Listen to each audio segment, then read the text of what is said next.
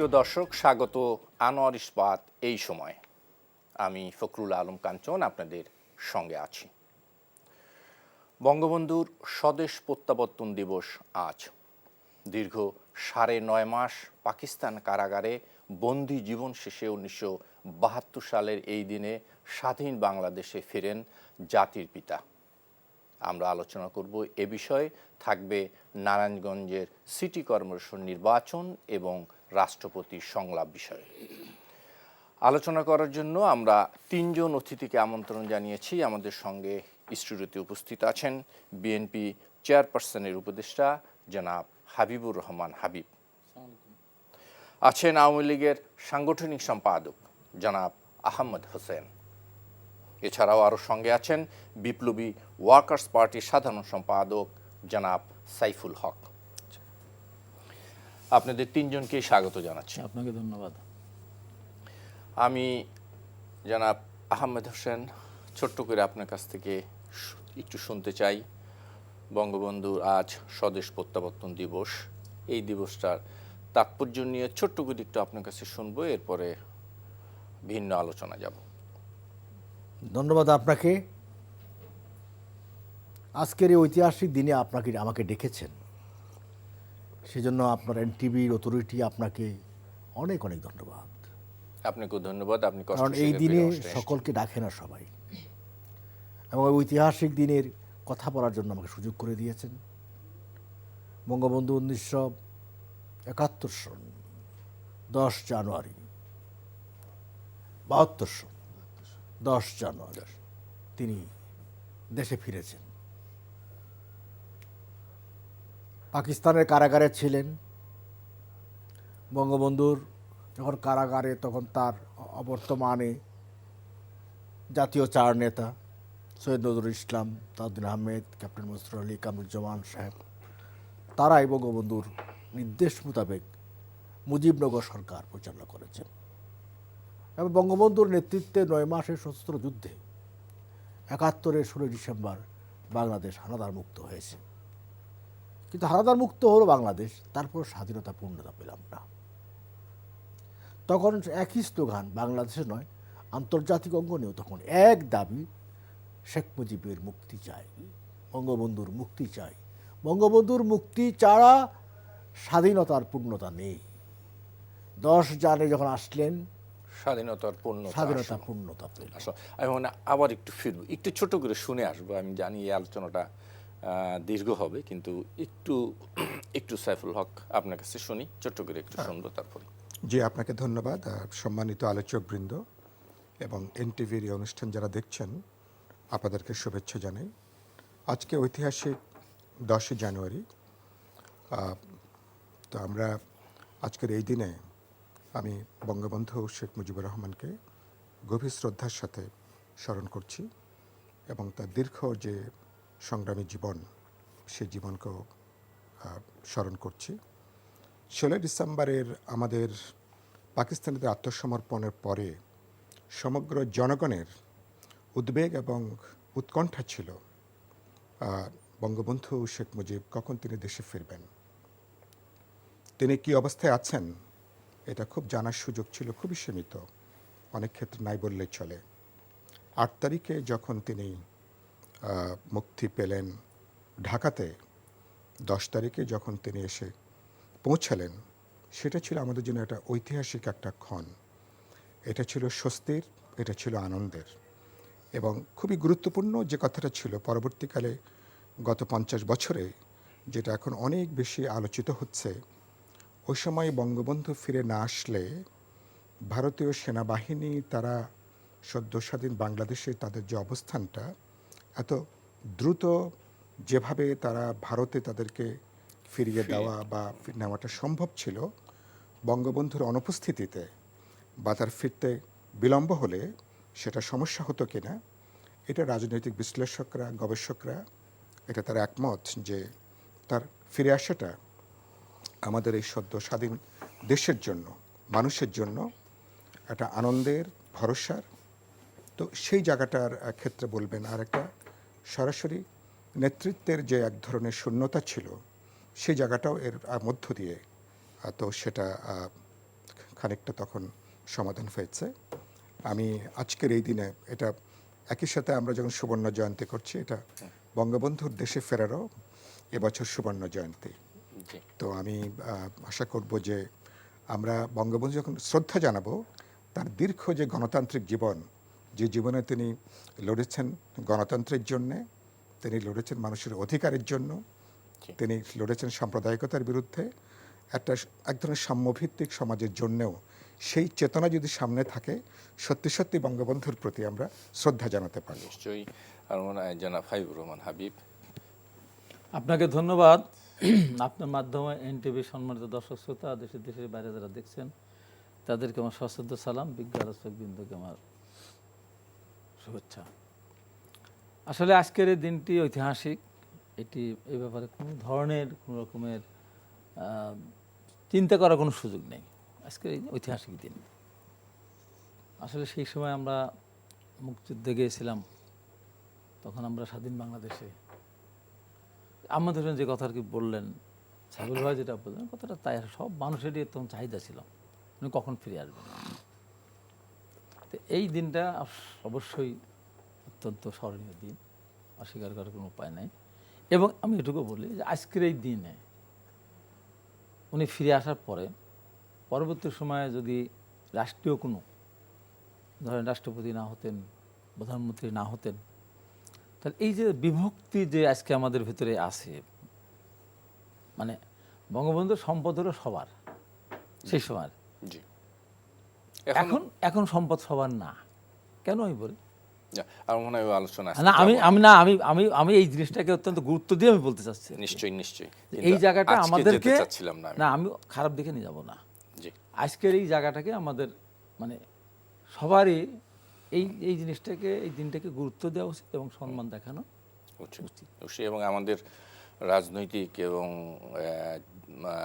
জীবনে বাংলাদেশের প্রেক্ষাপটে এটা একটি ঐতিহাসিক দিন। নিশ্চয়ই আমার মনে হয় আহমেদ হোসেন আমজি, আপনি যদি আমাকে একটু ভিন্ন প্রসঙ্গে যাই, যদি আপনি আমাকে অ্যালাউ করেন, তাহলে আমি বলবো নারায়ণগঞ্জ সিটি কর্পোরেশন নির্বাচন নিয়ে, একেবারে ঢাকার পার্শ্ববর্তী একটি সিটি কর্পোরেশন, এবং এই নির্বাচন নিয়ে আজ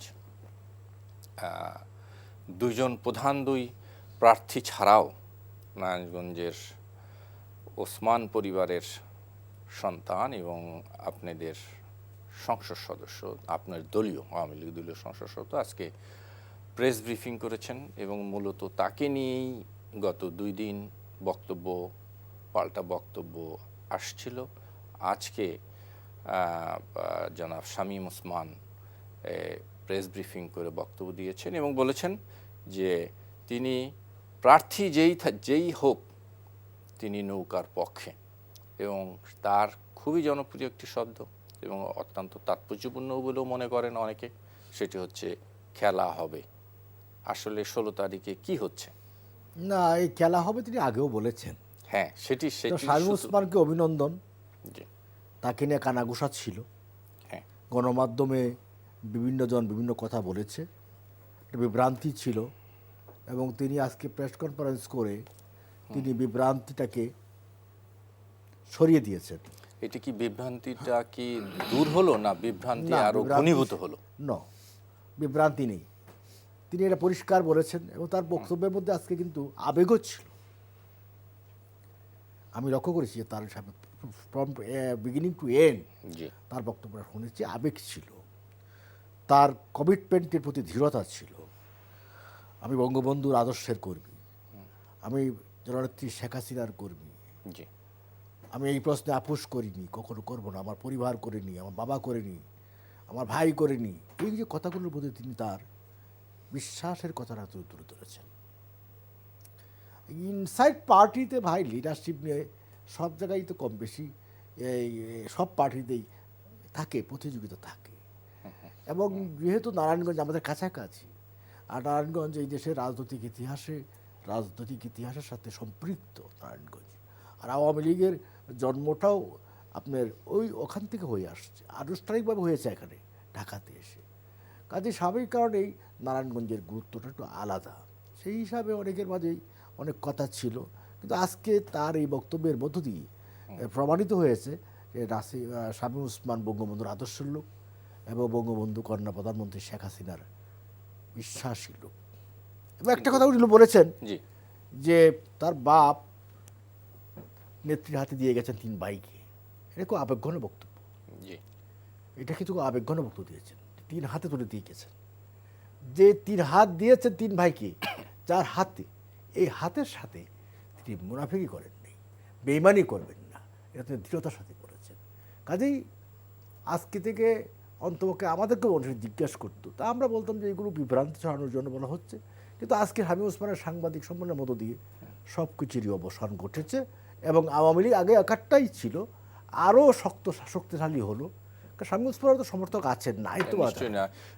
উনি মানে সংসদ সদস্য, তাই না? অত্যন্ত ঐতিহ্যবাহী পরিবারের এবং এখানে সন্তান, সাবিক সবকিছু মিলিয়ে এটা শামসুল দোহা সাহেবের পরিবার এবং চুনকা সাহেবের সাথে ওই সময়েও একটু লাগালাগি ছিল। কিন্তু যে চুনকা সাহেব আলী পৌরসভা, আহমেদ চৌমকা মানে আইভির ফাদার। হ্যাঁ রাইট, একটু কম্পিটিশন ছিল, কিন্তু লাগালাগি কম্পিটিশন, লোকাল রাজনীতির কম্পিটিশন থাকে না, এটা ছিল। কিন্তু জি ওই স্বাভাবিক কারণেই এই ইলেকশনের প্রশ্নে, নৌকার প্রশ্নে পার্টি আজ এক হয়ে গেছে, একেবারে এক।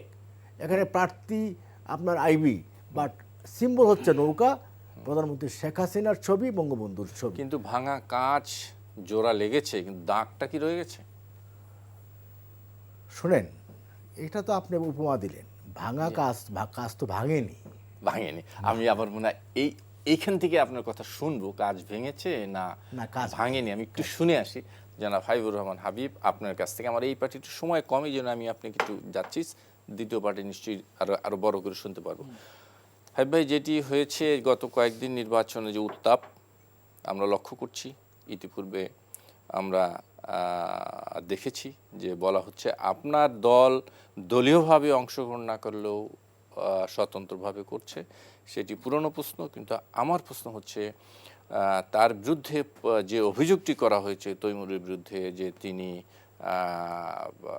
শামীম ওসমানের ক্যান্ডিডেট, এবং এটি হলো তার আপাতত এটি তাকে মানে বলা হচ্ছে যে এটা একটা বড় তকমা দেওয়া হচ্ছে যে সে গডফাদার শামীম ওসমানের ক্যান্ডিডেট। আপনার এই প্রশ্নের জন্য ধন্যবাদ। এই উপমাটা, তকমাটা কে দিয়েছে? আওয়ামী লীগের নৌকা প্রার্থী যিনি, তিনি দিয়েছেন, আর কেউ তো বলে নাই। শামীম ওসমানও বলেনি আমি তৈমুর আলম খন্দকারকে দাঁড় করে দিয়েছি। তৈমুর আলম খন্দকারও বারবার বলেছে আমি নিজের পায়ে হাঁটতে আমি শিখেছি, কারোর পায়ে আমার হাঁটার প্রয়োজন নেই।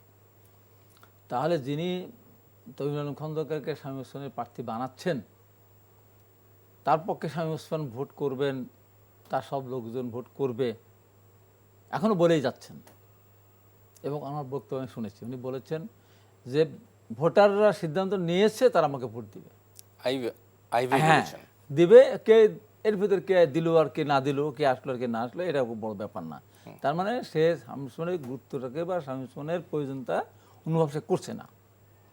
দল প্রয়োজনতা অনুভব করছে, কেন্দ্র শামীম ওসমানের প্রয়োজনতা অনুভব করছে, কিন্তু প্রার্থী অনুভব করছে না। তো সেই কারণে শামীম ওসমানের যারা সমর্থক আছে বা যারা আওয়ামী লীগ নেতাকর্মীরা আছে, তাদের ভিতরে তো এই অসম্মানজনক কথাবার্তা তাদের ভিতরে তো দাগ কাটতে পারে। আর এখন সুবিধা হলো তৈমুর আলম খন্দকার তো তার প্রতীক ধানের শীষ না, তার প্রতীক হলো হাতি।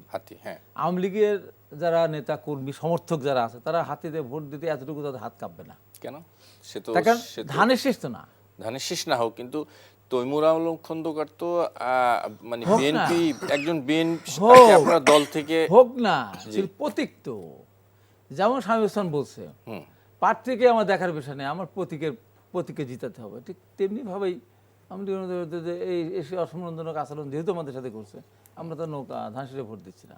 এবং দেখেন আজকে যে কথাটি একদম সত্য, যে কথাটি সেটা হলো বাংলাদেশে ইউনিয়ন কাউন্সিল নির্বাচনে প্রথম থেকে কিন্তু আমি বলে আসছি যে প্রতীক বরাদ্দটা বন্ধ করে দেন। আওয়ামী লীগের জন্য বলছি যে আপনাদের প্রয়োজনে উচিত বন্ধ করা, করে নাই। কোনটা?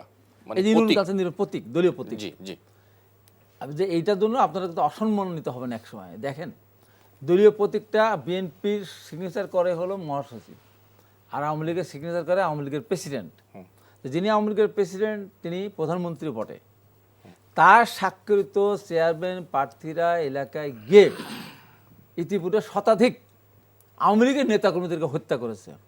শত শত মানুষকে আহত করেছে। না, হত্যা মানে দুই পক্ষের নো, সংঘর্ষে সব মারা গেছে বিদ্রোহী প্রার্থীর লোকজন। আওয়ামী লীগের নৌকা মার্কা প্রার্থীর লোকজন দু একটা জায়গায় অ্যাক্সিডেন্টে মারতে গিয়ে মরতে পারে, কিন্তু কোথাও আওয়ামী লীগের বিদ্রোহী প্রার্থীরা আওয়ামী লীগের নৌকা প্রতীকের প্রার্থী বা তার সমর্থককে আক্রমণ করেনি। এটা হলো বাস্তবতা। তাহলে এই যে আওয়ামী লীগের স্বাক্ষরিত চেয়ারম্যান প্রার্থী গিয়ে যে হত্যা করলো এত করে, তাহলে হত্যা দায় দায়িত্ব কার?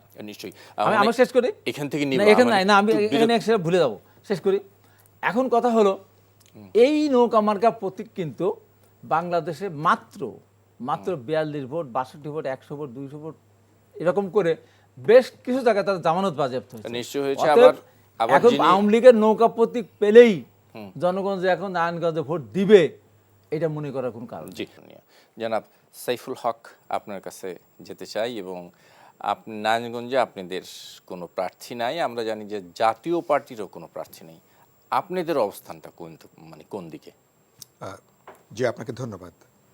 আমরা নারায়ণগঞ্জে এর গতবার যে সিটি কর্পোরেশন নির্বাচন হয়েছিল সেখানে বিপ্লবী ওয়ার্কার্স পার্টির আমাদের কোদাল মার্কার প্রার্থী ছিলেন, এবং সেটা নিয়ে আমি নিজেও সেখানে প্রায় লাগাতার গণসংযোগ এবং প্রচারে অংশ নিয়েছিলাম। এবার আমাদের দল বা জোট থেকে এরকম প্রার্থী নেই, আমরা অধিকাংশ তো এই নির্বাচনে অংশগ্রহণ করছি না। তো কিন্তু আমি ইলেকশন সম্পর্কে যেটা বলতে চাই যে ইতিমধ্যে এটা সত্য যে ইলেকশন কেন্দ্র করে নারায়ণগঞ্জ মানুষের মধ্যে একটা উৎসাহ উদ্দীপনার জায়গাটা তারপরে তৈরি হয়েছে, এক ধরনের স্বতঃস্ফূর্ততার জায়গাটা তারপরে সেখানে তৈরি হয়েছে। মেয়র আইভি তিনিও একজন ভালো প্রার্থী, তৈমুর আলম খন্দকার তিনিও একজন ভালো প্রার্থী, এবং তারা যথেষ্ট একটা খুবই উদ্দীপনাময় একটা গণসংযোগের মধ্যে তারা আছেন। নারায়ণগঞ্জের নির্বাচন যেহেতু ঢাকার কাছে, ঢাকার একটা এক্সটেন্ডেড অংশের মতন অনেকখানি জাতীয় গুরুত্ব খানিকটা এটা বহন করছে। আমি এই ইলেকশন আমরা শুনেছি যে 100% মানে ইভিএমে ইলেকশনটা হবে।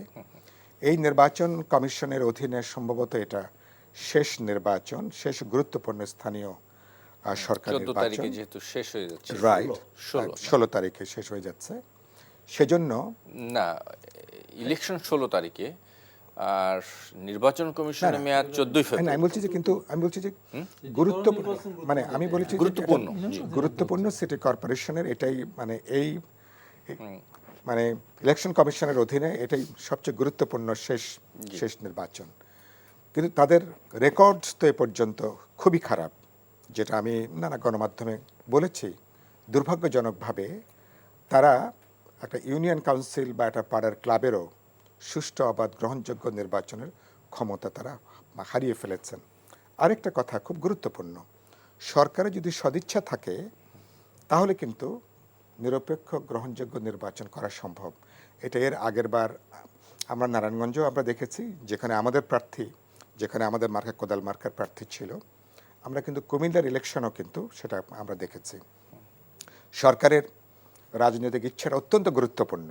যদি প্রশাসন, আইনশৃঙ্খলা রক্ষাকারী বাহিনী, নির্বাচনের সংশ্লিষ্ট কর্মকর্তারা তারা যদি পেশাদারি নিরপেক্ষ ভূমিকা পালন করেন এবং মানুষ যদি ভোট কেন্দ্রে যেতে পায়, তাহলে মানুষের যে গত কবছর ধরে যে ভোটের অধিকার মানুষ হারিয়ে ফেলেছে, মানুষের ভোটাধিকার যেখানে অস্বীকৃত, হয়তো সেদিক থেকে বড় একটা বলতে পারেন একটা উল্টো দিকে যাত্রা, যেটা কাঙ্ক্ষিত, ভোট কেন্দ্রে যাবে, পছন্দের দল বা প্রার্থীকে ভোট দেবে, সে যাত্রা যদি শুরু হয়, এটা নিশ্চয়ই জাতীয় রাজনীতির জন্য একটা ইতিবাচক একটা পদক্ষেপের জায়গাটা যাবে।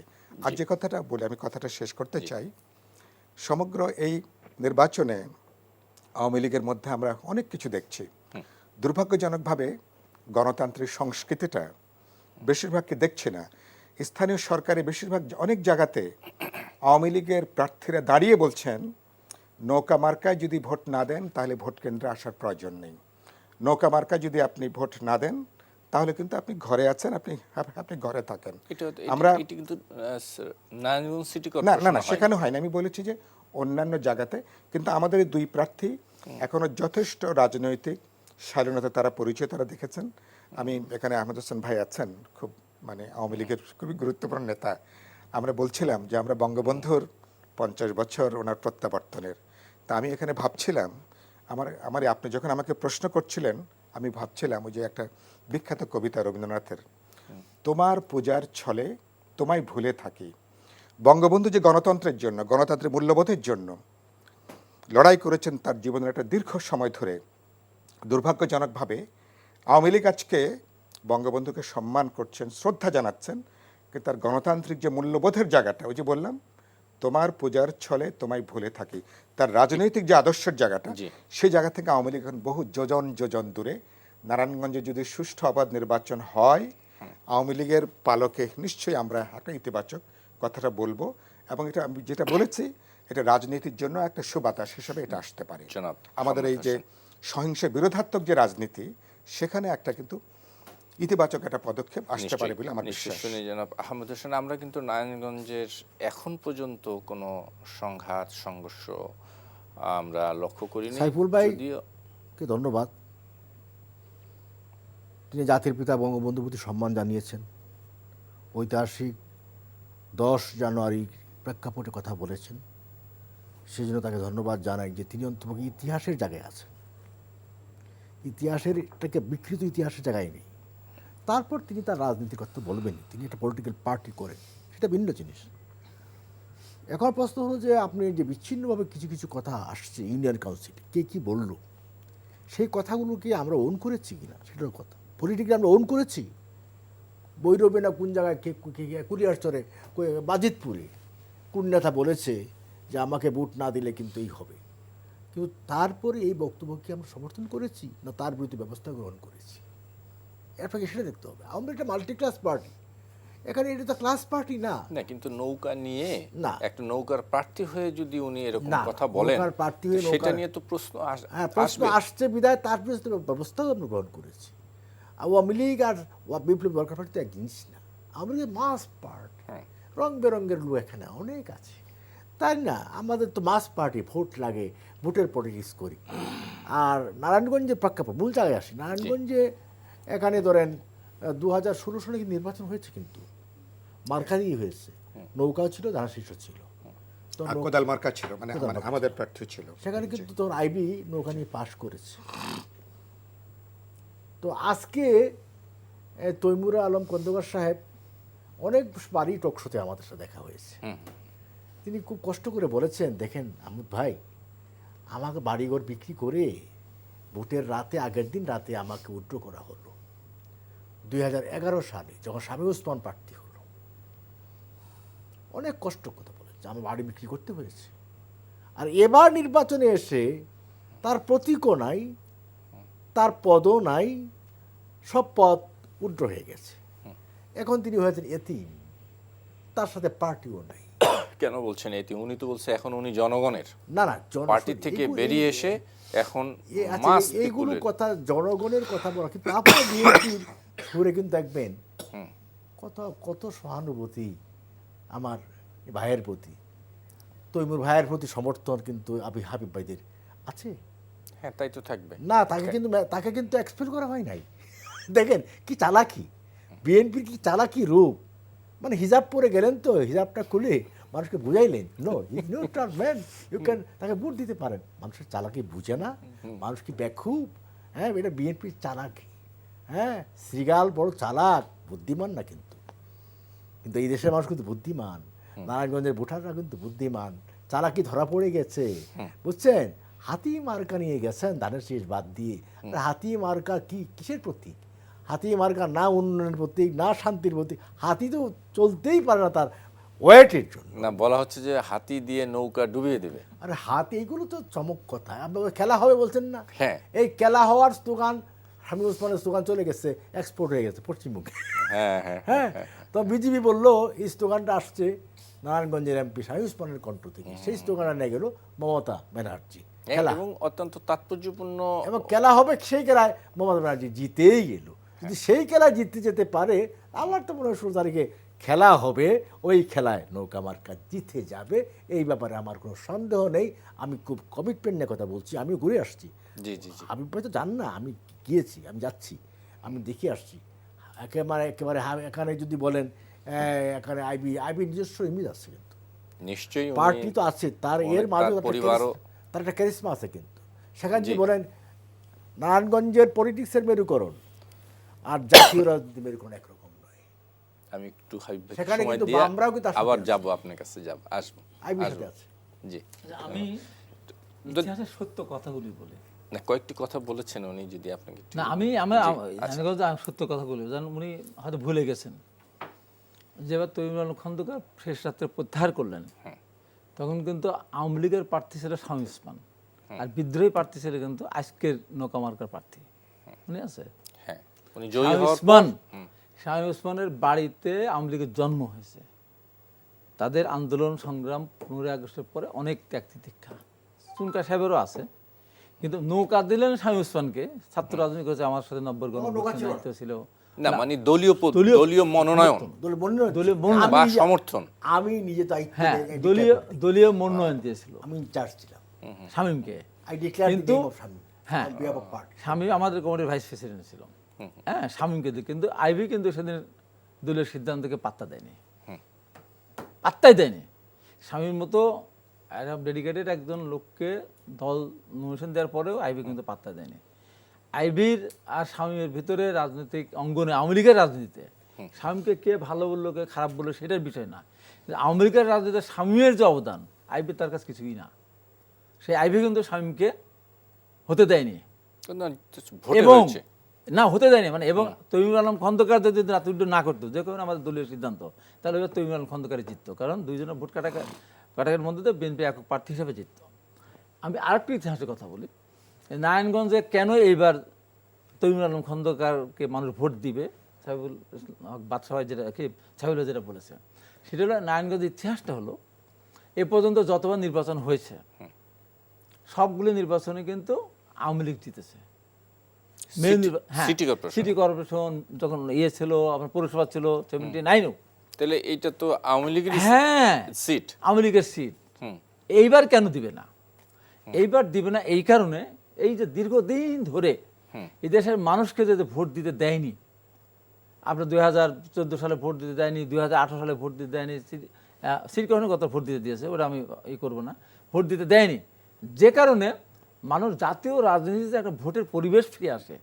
আর আওয়ামী লীগের অপকর্ম, দুষ্কর্ম, চুরি চামারি, এই যে ভোট লুট ডাকাতি, এই সব কিছুর পরিপ্রেক্ষিতে একটা প্রতিবাদ হিসাবে নারায়ণগঞ্জের মানুষ একটা সারা জাতির কাছে একটা সম্বর্ধনা পেতে পারে, একটা বীর হিসাবে পরিগণিত হতে পারে, তাদের একটা সুযোগ যে তৈমুর আলম খন্দকার ভোট দিয়ে জিতানোর মধ্য দিয়ে এই প্রতিবাদের সারা বাংলাদেশের মানুষের যে প্রতিবাদের ভাষা, সেই ভাষাটাকে নারায়ণগঞ্জের ভোটাররা ধারণ করে তৈমুর আলম খন্দকারকে তারা ভোট দিয়ে দিবে।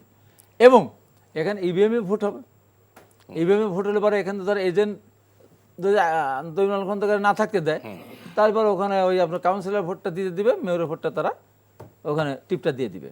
এইটা যদি প্রশাসন যদি, হ্যাঁ, এখানে একটা কথা সাহেবুল যে কথাটা বলেছে, এখানে নির্বাচন কমিশন কোনো ফ্যাক্টর না, কোনো ফ্যাক্টরি না, কোনো ফ্যাক্টরি না নির্বাচন কমিশন। ও অযোগ্য, তো দাঁত নাই, ঠোঁট নাই, পা নাই, কিচ্ছু দরকার নাই। তো সরকার বলবে যে নারায়ণগঞ্জের নির্বাচন সুষ্ঠু নির্বাচন হবে, তার নির্বাচন সুষ্ঠু হবে। সরকার বলবে যে নারায়ণগঞ্জ আমার সিটের দরকার, সুষ্ঠু হবে না। এটা বাস্তবে দেখেছি তো। তাই যদি হতো, নির্বাচন ফ্যাক্টর যদি হতো, তাহলে 91, 96, 2001, 2008 মানুষ ভোট দিতে পারতো না। সরকার কি চায়, সরকার মনোভাবটা কি, সেটার উপর নির্ভর করবে। তাই আমি মনে করি যে নারায়ণগঞ্জের মানুষ তৈমুর আলম খন্দকার, হ্যাঁ, তৈমুর আলম খন্দকার বিএনপির এর থেকে অব্যাহতি দিয়েছে, বহিষ্কার তো করে নাই। আমি জনাব সাইফুল হক আপনার কাছে যাব, সিটি কর্পোরেশন নিয়ে শুনবো। আমাদের আরও একটি বিষয় ছিল, আমি সেটিও আপনার কাছে প্রশ্ন করতে চাই যে রাষ্ট্রপতির সংলাপ, আপনারা সংলাপে যাননি, আপনার সহ আরও 4টি দল এ পর্যন্ত যায়নি, 16টি দল অংশগ্রহণ করেছে। আমি আপনার কাছে একটু ছোট্ট করে শুনবো, কেন আপনারা সংলাপে গেলেন না? আর সিটি কর্পোরেশন নিয়ে তো আপনি বলবেনই। জি, আমরা মাননীয় রাষ্ট্রপতি তিনি যে সংলাপের আয়োজন করেছেন নতুন নির্বাচন কমিশন গঠনের জন্য, বিপ্লবী ওয়ার্কার্স পার্টি থেকে আমরা বলেছি আজকে আমরা বাম গণতান্ত্রিক জোট থেকে সংবাদ সম্মেলন করে আমরা আমাদের অবস্থান ব্যক্ত করেছি। এর আগে আমাদের জোটের শরিক বাসদ তারা বক্তব্য রেখেছেন, সিপিবি আমাদের জোটের শরিক তারা বক্তব্য রেখেছেন।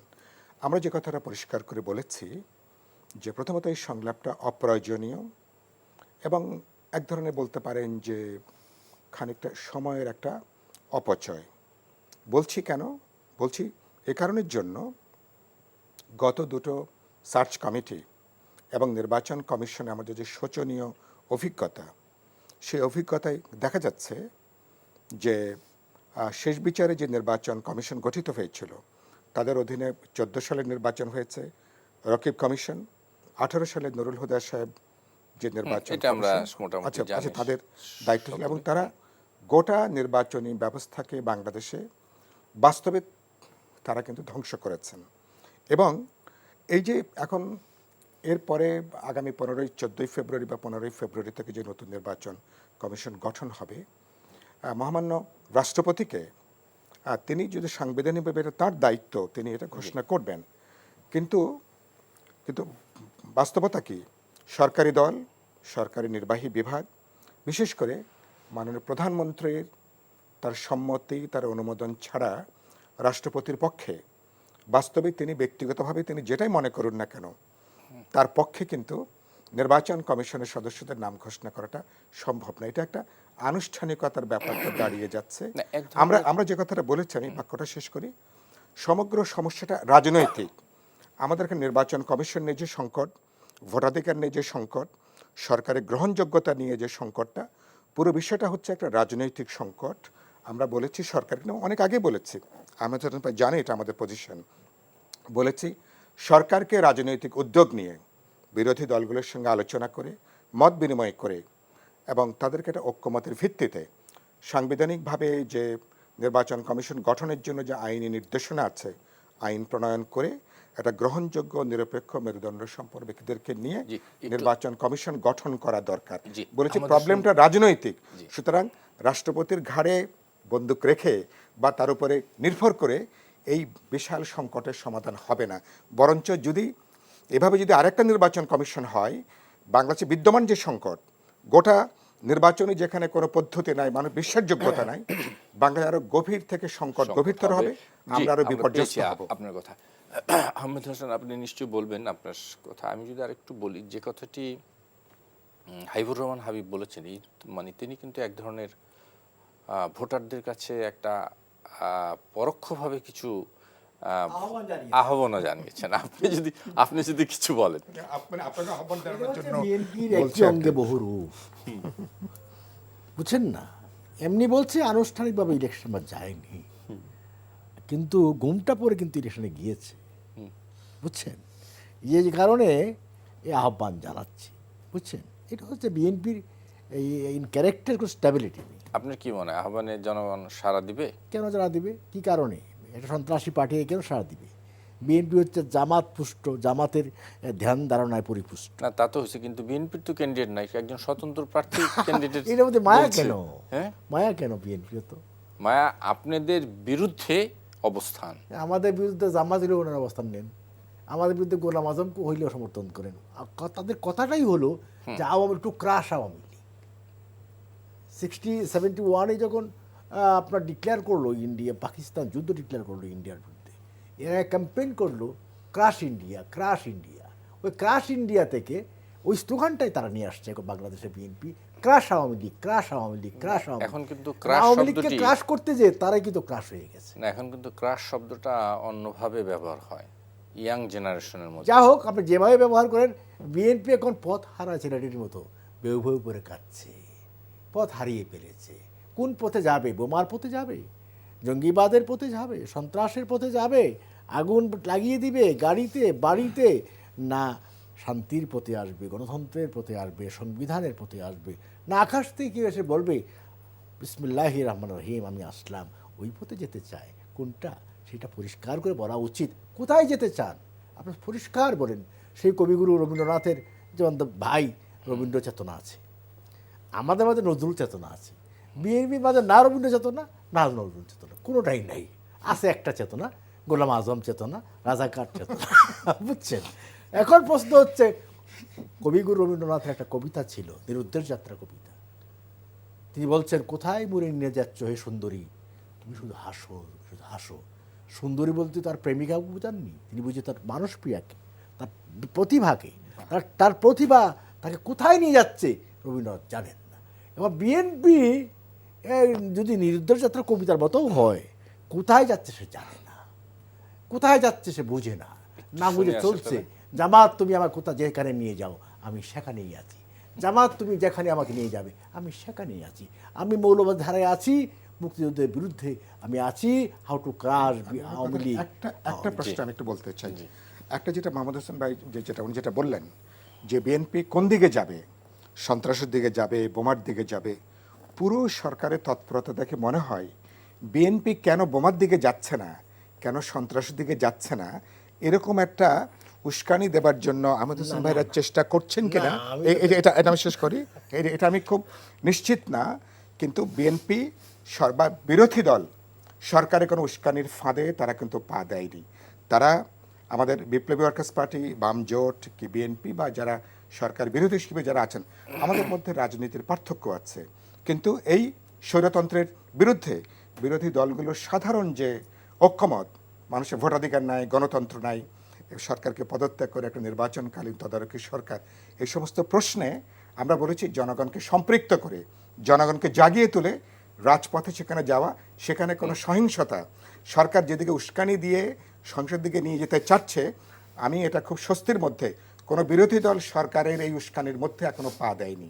ফলে মানুষকে জাগিয়ে তুলে সংগঠিত করে গণতান্ত্রিক ধারায় আমরা মানুষের ভোটের অধিকার নিশ্চিত করতে চাই। একটা অবাধ নির্বাচনের মধ্য দিয়ে বাংলাদেশের গণতান্ত্রিক যাত্রাটাকে আমরা আবার শুরু করতে চাই। নিশ্চয়ই। এখন সাইফুল ভাই আমার কথার মাঝে ঢুকে পড়লেন। জি, আমি আপনার কথা ঢুকিনি, আপনি শেষ করার পরে বলেছেন। আমি বরঞ্চ হাবিবের ঢুকে পড়ে উনি বিএনপিকে সাপোর্ট দিতে, না, আমি বিএনপিকে সাপোর্ট করি, ডিপেন্ড করলেন। আমি বলেছি আপনারা যেভাবে উস্কানি দেবার চেষ্টা করছেন, না এটা আপনি মানে আপনি তো বাম, আপনারা তো বামের কাছ থেকে আপনারা তো শান্তিপূর্ণ সমাবেশ আপনারা দিচ্ছেন না। আপনার না, এটা হচ্ছে আপনার নিজস্ব থিঙ্কিং। আর আপনি বললেন স্বৈরতন্ত্র, স্বৈরাচার, এই কথাগুলো ব্যাক কথা। আওয়ামী লীগ স্বৈরাচার হবে কেন? আমরা বলছি না, আপনাদের শরিক জাতীয় পার্টির বর্তমান চেয়ারম্যান সাহেব দাঁড়িয়ে বলছেন বর্তমান সরকার স্বৈরাচার শব্দটির অর্থ কি? বর্তমান সরকার এখন এই দেশের ইতিহাসে জাতীয় পার্টি আওয়ামী লীগ একমাত্র পার্টি। জিএম কাদের সাহেব তিনি ফরমালি তিনি কাদের কি বললেন? না, আপনাদের যিনি ইতিহাস কি বলে যিনি আপনাদের এই দেশের ফেসিবাদী স্বৈরাচার সরকার, আইয়ুব খান, মুনেম খান, আমার মনে হয় একটু নারায়ণগঞ্জের মধ্যে থাকি। নায়ক কে? দুর্ভাগ্যজনকভাবে আওয়ামী লীগের সেই গণতান্ত্রিক ঐতিহ্যটা আওয়ামী লীগ আজকে সেখানে নাই। আওয়ামী লীগ গণতান্ত্রিক ঐতিহ্যের মধ্যে নাই। সালেও কিন্তু আপনি আমাদের মহাজোটে ছিলেন, আচ্ছা, বুঝছেন না? তারপরে আমরা সাথে আমরা 2008 ছিলাম, ছিলেন না আমরা 2004 আলাদা অবস্থান নিয়ে। কিন্তু আপনি আপনার পার্টিটা হচ্ছে বামদারা পার্টি। যদি এদেশে বামরাও যদি ঐক্যবদ্ধ হতে পারতো, হ্যাঁ নিশ্চয়ই বৃহত্তর ঐক্য করতে পারতো, এরা কখনো যায় বিএনপির দিকে, ডানের দিকে যায়? কাজে বিএনপির সাথে বামরা কখনো যায় না, কিন্তু তাদের অ্যাক্টিভিটি, তাদের কথাবার্তা চলে যায় পক্ষে। না, আপনারা সত্য বললে কারো না কারোর সাথে আপনারা ট্যাগ করে দেন। আমাদের দুর্ভাগ্য হচ্ছে আমরা চাই বামরা সত্য বললে কারো না কারোর সাথে বামরা ইউনিফাইড হোক, সেটা হচ্ছে বামদের মধ্যে ঐক্য গড়ে উঠুক। বামরা যদি ঐক্যবদ্ধ হতে পারে তাহলে তো আমাদের বিকল্প একটা শক্তি করতে পারে। সেটা নিশ্চয়ই, সেটা করতে পারছে না। একটু জনাব হাবিব ভাই অনেকক্ষণ যাবত তারা বলে তো সময় শেষ, আমি কি বলবো? আচ্ছা সময় আছে। শোনেন, আমাদের যা বলছে, আজকে যদি ওই ভোট দেওয়ার সুযোগ থাকতো, কোটিখানেক ভোট আমাদের বিরুদ্ধে পড়তো না, পক্ষে বিরুদ্ধে পড়তো। এবং দেখেন উনি যে কথাটা বললেন, আমি কিন্তু যে কথাগুলি বলি বাস্তবতার বাইরে কিন্তু আমি বলি না। আমি যদি বলি যে এই যে সাইফুল ভাইয়ের সাথে যে বিতর্কে সে গেলে, বিতর্কে যাওয়ার দরকার ছিল না। তার সত্য কথা বললে ভূতের বলে আজান দিলে ভূত দৌড় মারে। তো আওয়ামী লীগের অবস্থা, সত্য কথা বললে আওয়ামী লীগ গায়ে লাগে। এখন ভোট এদেশে হয় না, এই পৃথিবীতে কোনোদিন হয় না। 300 আসনের মধ্যে 153টা আসনে বিনা পদ্মা পৃথিবী নির্বাচন কোনোদিন হয়েছে, পৃথিবীর মানুষ শুনেই নাই এখনো। বলে তাতে এই কি কথা, নতুন কথা। আবার ভোট আগের দিন রাত্রিবেলা হয়ে যায়, এ কথাও কেউ শুনে নাই, চিন্তা করে নাই। আওয়ামী লীগ আগের দিন ভোট করে নিয়ে যায়। চিন্তা করেন আওয়ামী লীগ কত নির্মম, কত নির্দয়, কত অমানবিক, এবং কত কি বলবো ওটারে ওই যে অকৃতজ্ঞ।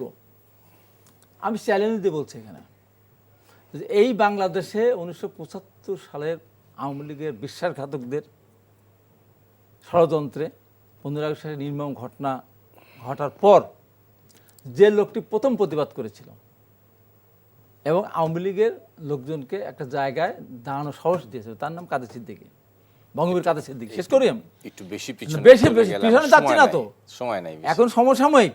সে কাদের সিদ্দিকী যখন প্রতিবাদ করে তার বাসায় পুলিশ দেওয়ার কারণে যখন 96 যখন পদত্যাগ করলেন, 2 ভাই তখন এমপি, তারপরে যে উপনির্বাচনটা হলো সেই নির্বাচনে তার সাথে কি দুর্ব্যবহারটা করলো, কি দুর্ব্যবহারটা করলো, তার অবদানকে অস্বীকার করে দুর্ব্যবহার করলো। আমি নির্বাচন করলাম 2018 সালে, আমার সাথে অনুপ ব্যবহার করলো, 2020 সালে একই ব্যবহার করলো। আজকে যে কথা আমি বলি নারায়ণগঞ্জ নির্বাচন নিয়ে এবং এই বর্তমান আওয়ামী লীগের ফ্যাসিবাদী যে চরিত্র, আজকে 10ই জানুয়ারি আমি বলেছি এই দিনটার প্রতি আমাদের সম্মান রাখা উচিত। আওয়ামী লীগ তো রাখে নাই। আওয়ামী লীগ এই যে 50 বছর স্বাধীনতার আপনি বলেন সুবর্ণচন্দ্র শতবার্ষিকী পালন করেন, এই বছরটা আওয়ামী লীগের এই ভোট চুরি, এই ভোট ছিনতাই, এই অত্যাচার নির্যাতন, এখান থেকে আওয়ামী লীগের সরে আসা হচ্ছিল, সম্মান দেখানো হচ্ছিল। আওয়ামী লীগ নেতাকেও সম্মান করে না, আওয়ামী লীগ তার নেতাকেও সম্মান করে না, আওয়ামী লীগ ওই জায়গায় চলে গেছে। আওয়ামী লীগের মানে কিছু কিছু দিন আছে, এখন মিলাদ মাহফিলে দাঁড়িয়ে আমি যদি একজনের বিপক্ষে বক্তব্য দিই, মানুষ কিন্তু শুনবে না ওটা। আজকের দিনেও আমি দেখেছি যে প্রধানমন্ত্রী যে কথাগুলি বলেছেন আজকের এই দিনের গুরুত্ব বলতে গিয়ে, সেখানে দেশনেত্রী বেগম খালেদা জিয়া কিন্তু বাংলাদেশের একটা অনন্য প্রতিভা একটা মানুষ, সে আজকে অসুস্থ, হ্যাঁ অসুস্থ একটা মানুষ। আজকের দিনে তাকে নিয়ে কটাক্ষ করার কোনো সুযোগ আছে? আজকের দিনের ভিতরে সে মতো থাকা উচিত। এবং আমি এই বাংলাদেশে একমাত্র আমি 2015 সালে 12ই জানুয়ারি আমি গ্রেপ্তার হয়েছিলাম চ্যানেল 24 থেকে। সেদিন এই 10ই জানুয়ারি প্রোগ্রামটা তবলিগ জামাতের এর কারণে পিছিয়ে 12 তারিখে করেছিল। সেদিন যে ভাষণে কথা বলেছিলেন, আমি সেই কথার উত্তর আমি দিতে গিয়েছিলাম, দিতে গিয়ে আমাকে কিন্তু টক শো থেকে অ্যারেস্ট করেছিল। আমার কথা হলো যে এত কিছুর পরেও আমার একটা আবেদন থাকবে, আমি নারায়ণগঞ্জের ভোটারদের কাছে, না ওনারা অনেক বলছেন, আমাকে দিয়ে শেষ করে দেন আপনি, আর কারোর সুযোগ নেই, আর কারোর সুযোগই নেই, কারণ অনেকক্ষণ ধরে তারা বলছেন দুইজনে, আমার সময়টা আপনি নিয়ে গেছেন।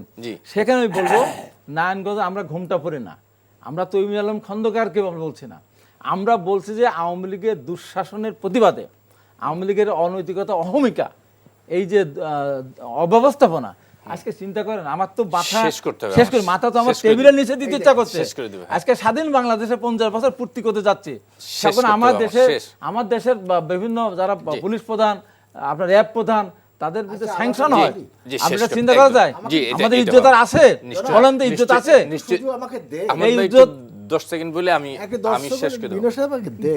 আমি দুটো কথা বলবো। জি একটু তাড়াতাড়ি। উনি যে বলেছেন যে ওনাকে গ্রেফতার করা হয়েছে, আপনি জানেন ওনার জন্ম কর্ম, ওনার বেড়ে ওঠা সব আমাদের ঘরনায়। হ্যাঁ আমরা তো জানি কাজে উনি বিএনপি জয়েন করেছেন, জি বিএনপিতে ওনাকে বিশ্বাসযোগ্য করতে হবে না, বিশ্বাসযোগ্য করার জন্য হয়তো আমার মনে হয় আরেকটা নেতাদেরকে সম্মান ওনারা করেন।